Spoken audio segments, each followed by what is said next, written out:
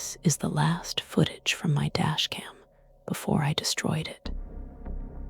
In exactly 4 minutes, I'm going to see something that will make me quit a career I'd done for 15 years. I'm going to understand why every single trucker I'd ever met refused to drive Route 66 after sunset. And I'm going to learn what happened to the 47 people who vanished along this stretch of highway over the last 30 years. They weren't accidents, they weren't random, and they never stopped screaming. Hey everyone, before we get into this, I need to set some things straight. My name is Jack Morrison. For 15 years, I drove an 18-wheeler across 48 states, logging over 2 million miles. I've seen weird things on the road everyone who drives long haul has.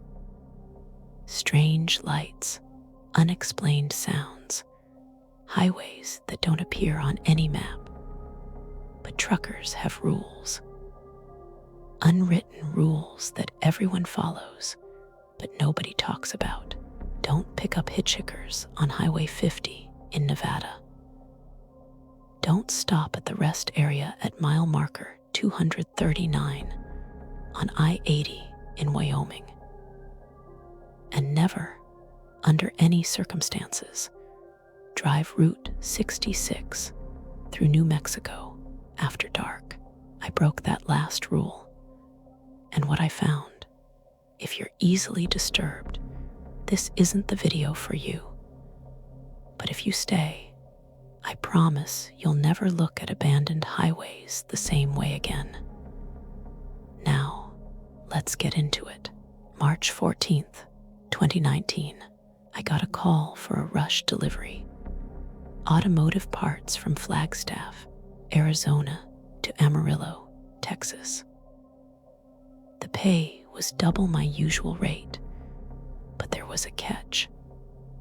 I had to deliver by 6 a.m. the next morning. That gave me exactly 14 hours. The fastest route, Interstate 40, which actually follows the old Route 66 corridor through most of New Mexico. Easy drive, straight shot. I'd done it 100 times, but I'd always done it during the day. I left Flagstaff at 4 p.m. The plan was simple. Stay on I-40, maybe stop once for coffee and fuel, roll into Amarillo before dawn. What I didn't account for was the construction. At 7:47 p.m., just past the New Mexico border, I hit a detour. Bridge work, they said. The detour signs pointed south to the old Route 66. The real Route 66, not the interstate that replaced it, but the original 2-lane highway that's been mostly abandoned since the 80s. I hesitated. I remembered the stories, but my GPS showed the detour would only add 30 minutes, and I'd still make the delivery on time. So I turned south onto the old highway. That was my first mistake. Before I continue, I want to show you something. Stay with me here, because this detail becomes important later. This is the map I used that night. I still have it. See these marks? I didn't make these circles. This map came like this from a truck stop 3 years before this trip. I never thought about it, but each of these circles marks a place where someone vanished, and I was about to drive through all 6 of them. The sun set fast in the desert. By 8:15 p.m., it was full dark, and that's when I started noticing things. First, the radio. I'd been listening to a classic rock station out of Albuquerque. Clear signal, no problems. But as soon as the sun dropped below the horizon, it cut to static. I scanned through every frequency, AM, FM, even the CB radio. Nothing but static and something else. Something that almost sounded like screaming. Very faint, probably just interference, but it set me on edge. Second thing I noticed, no other cars. Not one. In 90 minutes of driving, I didn't see a single other vehicle. No headlights behind me, none coming from the opposite direction. Just me, the highway, and the desert. Then I saw the first motel. The Desert Rose Motor Lodge. Most of these old motels shut down when the interstate opened. Nothing unusual about seeing an abandoned one. But something made me slow down. The place looked like it had been closed for decades. Broken windows, parking lot full of tumbleweeds, paint peeling off the walls. But there was a light on in the office. A single bulb, dim and flickering. And in the parking lot, barely visible, were 3 cars. Not classic cars, not vintage vehicles that would match the motel's era. Modern cars, a Honda Civic that couldn't have been more than a few years old, a Toyota Tacoma, and a Volkswagen Jetta. Now, I'm a logical person. I figured maybe the motel wasn't fully abandoned. Maybe someone bought it, was renovating it. Maybe those were workers' cars. But at 10 p.m., in the middle of nowhere, with no signs of construction, no equipment, nothing, I didn't stop. I drove on. But I couldn't shake the image of that motel. Something about it felt wrong. 20 minutes later, I saw the second one. Okay, quick question for you. And be honest in the comments. If you're driving through the middle of nowhere at night, you see an abandoned building with a light on and random cars in the parking lot, what do you do?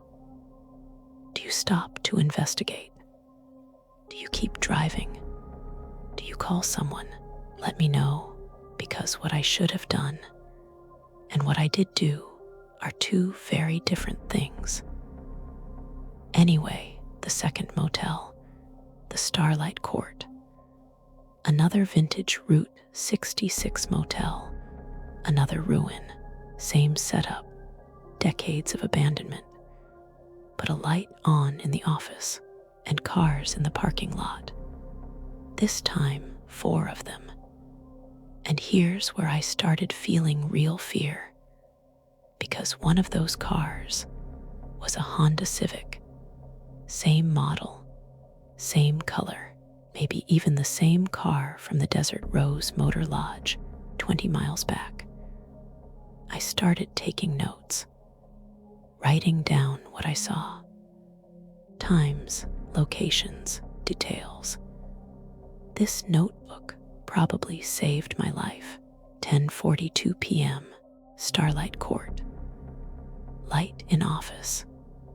4 vehicles, Honda Civic Blue, Toyota Tacoma Black, VW Jetta Silver, Ford Explorer Red. I grabbed my phone. I was going to call someone, my dispatcher, maybe even the police. Tell them something weird was going on. But I had no signal. 0 bars. In 2019, in America, no cell signal, so I did the only thing I could do. I kept driving. I told myself I'd stop at the next town, find a payphone or a place with Wi-Fi, make some calls. But the next town never came, according to my map. I should have hit the town of San Miguel within 30 minutes, population 350, small but definitely active. I drove for an hour. No San Miguel. No town at all. Just highway and desert and darkness. And every 20 to 30 minutes, another motel. The Blue Swallow, the El Rancho, the Sundance, the Route 66 Lodge, all abandoned, all with lights on, all with cars. By the sixth motel, I was documenting everything, taking mental photographs. And I noticed something else. The cars never changed. Same Honda Civic, same Toyota Tacoma, same Volkswagen Jetta, same Ford Explorer. At every single motel, the same 4 cars, always in slightly different positions, but definitely the same vehicles. That's when I realized this wasn't random. This was deliberate. Someone or something was moving those cars, arranging them, and whatever was doing it was in those offices, waiting. At this point, I need to take a breath, and honestly, you might need one too. What I'm about to tell you is the part that made me quit trucking. It's the part I've never told anyone except the investigator I hired to look into this. The Cactus Motor Inn. I saw it from a mile away. Another office light cutting through the darkness like a beacon. Or a warning. By this point, I'd been on Route 66 for almost 5 hours. According to my GPS, I should have been through New Mexico completely. Should have been in Texas. But the highway just kept going. Same desert, same darkness, same impossible motels. I made a decision. I was going to stop. I was going to get answers. Stupidest thing I've ever done. I parked the rig at the edge of the lot, left the engine running, trucker's instinct. Always have an escape ready. I grabbed my flashlight and my tire iron. Looking back, a tire iron against whatever this was, pretty useless. But it made me feel safer. The cars were here too. Same 4 vehicles, parked in a neat row. I walked up to the Honda Civic first, shined my light through the window. The interior was clean, too clean, like it had been detailed recently. But on the dashboard, there was a parking pass from the University of New Mexico, dated March 2017. 2 years old. I moved to the Toyota Tacoma. In the back seat, I saw a child's car seat. In the cup holder, a coffee cup from a Starbucks. I touched the hood. Cold. These cars had been here for a while. The office was maybe 50 feet away, concrete block building. Big window with neon letters spelling office. Half of them burned out. The light inside was coming from an old desk lamp, the kind with a green glass shade. I could see a counter, a key rack on the wall behind it, an old register. What I couldn't see was anyone inside. I reached for the door handle. My hand was shaking. Every instinct I had was screaming at me to get back in the truck, to keep driving, to get off this highway however I could. But I needed to know. I opened the door. The office looked like a time capsule, vintage calendar on the wall from 1967, old rotary phone. Rate card showing rooms for $8 a night. Everything covered in a thick layer of dust. Everything except the desk. The desk was clean, and on it, arranged in a neat row, were 23 driver's licenses. I picked up the first one, Maria Gonzalez, age 24. From the photo, she was smiling, bright-eyed. Issue date, March 2017. I recognized her. From the news, Maria Gonzalez disappeared on Route 66 in March 2017. Her car was found abandoned near the New Mexico-Texas border. No trace of her, no signs of struggle. They figured she got disoriented, wandered into the desert, got lost. They searched for weeks. She was never found. I went through more licenses. David Chen, 2015. Sarah Mitchell, 2018. James Rodriguez, 2014. Some I recognized from news stories. Others I didn't. All missing persons. All last seen on Route 66 and at the end of the row, in the last position, like it was waiting for the next one, was an empty spot. I heard something from one of the motel rooms, a sound like someone dragging something heavy across a floor. The door was open, just a crack, and through it, I could see a hallway with doors on either side, room numbers in brass.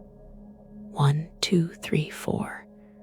One of those doors, room 7, was open, and inside, I saw movement. A shadow passing across the wall. Too tall to be human, too angular. I ran. I've seen a lot of things in my life. I've been in bar fights. I've dodged tornadoes. I've had close calls on the highway that should have killed me. But nothing has ever made me feel the kind of primal terror I felt in that moment, because what I saw in that room, in that split second before I ran, it saw me too. I burst out of that office and sprinted for my truck. I didn't look back. Didn't need to. I could hear something behind me. It wasn't footsteps. It was more like something being dragged, fast, getting closer. I got in the cab, slammed the door, locked it, threw the truck in gear. In the rearview mirror, I saw it. I can't describe it. My brain won't let me. It's like trying to remember a nightmare. You know it was terrible, but the details slip away. All I remember is that it was tall. It moved wrong, and it was reaching for the truck. I drove 90 miles an hour on that old highway, trailer swaying behind me, pushing the rig harder than I'd ever pushed it. I didn't care if I crashed. I just needed to get away from that motel. Behind me, in the mirrors, I could see the motel lights. They were following me. Impossible. Motels don't move. But the lights were staying the same distance behind me, no matter how fast I drove. Then at 1:23 a.m., everything changed. I crested a hill, and suddenly there were lights ahead of me. Not motel lights, traffic lights, street lights, civilization. Santa Rosa, New Mexico, according to the highway sign. Population 2848. A real town with real people, real buildings. I rolled into a truck stop at 1:30 a.m., pulled into a parking space, and collapsed. I sat there for 2 hours, shaking, trying to process what I'd seen. When the sun came up at 6 a.m., I got out of the truck. My legs barely worked. I walked into the truck stop diner, ordered coffee, asked the waitress if she knew anything about the old motels on Route 66. She gave me a look, said, "You drove Route 66 last night." I nodded. She walked away without another word, came back with an older man, the cook. He sat down across from me. He said, "You see the motels?" I said yes. He said, "You stop at any of them?" I said yes. He looked at me like I was already dead. Then he told me about the pattern. In the 1960s, Route 66 was the main artery across America. Thousands of travelers every day, hundreds of motels serving them. But in 1967, something changed. The interstate system started replacing the old highways. By the early 80s, Route 66 was officially decommissioned. The tourists stopped coming. The motels closed down. People moved on. But some of the motels, they didn't want to close. Or rather, something in them didn't want them to close. After that night, I hired a private investigator. Cost me $15,000, but I needed answers. What he found between 1985 and 2019. 47 people vanished on Route 66 in New Mexico. All of them were traveling alone. All of them disappeared at night. Most of their vehicles were found abandoned near old motels. The locations match the motels I saw. Every single one. Maria Gonzalez, whose license I found, disappeared March 14th, 2017. Exactly 2 years before my drive to the day. The investigator found a pattern. The disappearances happen in cycles. Every few months, someone vanishes, like clockwork. And here's the truly terrifying part. After I made my report to the police, they told me they'd investigated the old Route 66 corridor multiple times. They've sent officers to those motels. They've searched them top to bottom. And every single time, the motels are empty. No lights, no cars, no driver's licenses on desks, just abandoned buildings that have been rotting for decades. According to them, I couldn't have seen what I saw because it doesn't exist.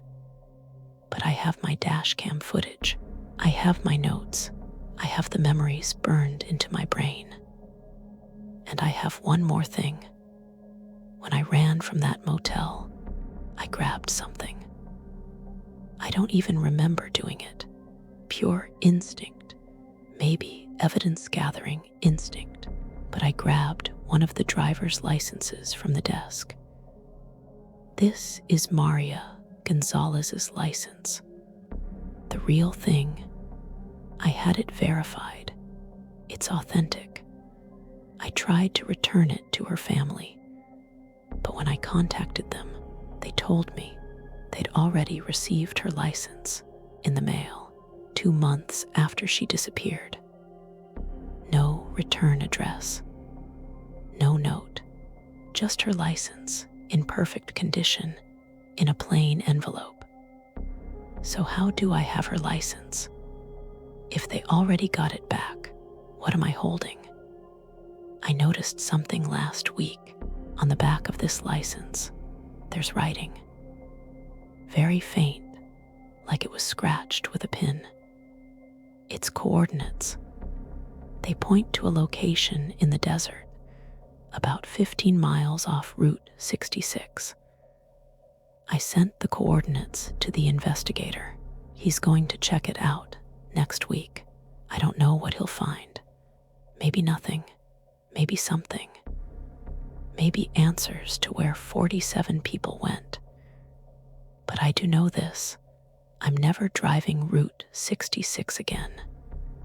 And neither should you. Look, I know how this sounds. I know it's easy to dismiss this as a story, as fiction, as a trucker who drove too many hours and hallucinated. But I was there. I saw it. And every night, I wonder about those 23 licenses, 23 people who got in their cars, drove down a highway, and never came home. Route 66 is called the Mother Road, America's highway, a symbol of freedom and adventure. But some roads have secrets, and some secrets should stay buried. If you've ever driven Route 66 at night, if you've ever seen anything like what I described, please leave a comment. I need to know I'm not the only one. I need to know this is real. If you made it this far, thank you for listening. This has been the hardest story I've ever told. If you want to support this channel and help me continue investigating this and other unexplained phenomena, please like this video, subscribe, and hit the notification bell. I'll post an update when the investigator checks out those coordinates. Until then, stay off Route 66 after dark. Trust me. Update. The investigator found something at the coordinates. That video will be posted next week.